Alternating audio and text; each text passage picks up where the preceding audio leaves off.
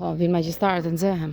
E përdor llafet e se çfarë është Jezui. Atëherë, kjo është Baçja e Elketamukës.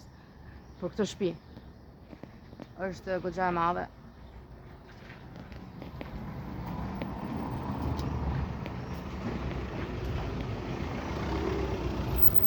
Hyrja e Elketamukës, njëra nga hyrjet, se ka shumë.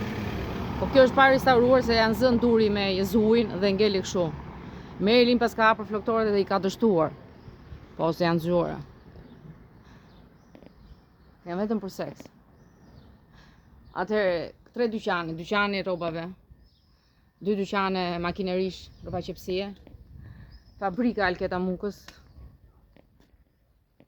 me rroba qepësie lartë, biletaria, kjo barakja, ngjyrë ndryshkur, është biletaria, shpaguheshin lekët, faturat. Kur merr, domethënë si donte të bënte një fustan ose kostum apo të diun. Aty paguhe tek gabina ngjyrë ndryshku. Kishte po goxha. Ishin moderne. Sidomos dhe për ballo. Fustane ballosh. Dyqani atje ishte fustane ballosh. Po. Por bënte edhe veshje serioze, pantolla, xhaket, fustane, bluze, gjitha gjërat. Pra ishte rroba qepësi. Rroba qepësia e pronë e Elketamukës.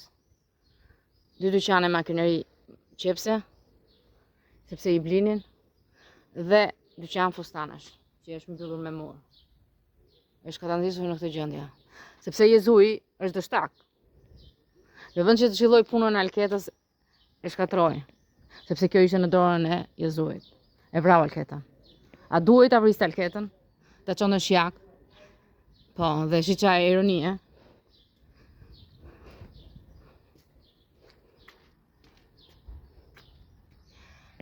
Duri shkruan Tan Mima, ndërkohë që është Elketamuka familja. Po, Tan Mima po ka shkruar Tefan pastaj.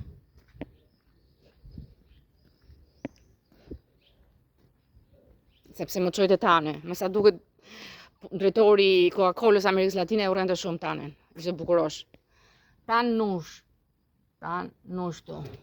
Pra më urrente kujtonë se kisha marrëdhënie me Tanen. Video falso të letës.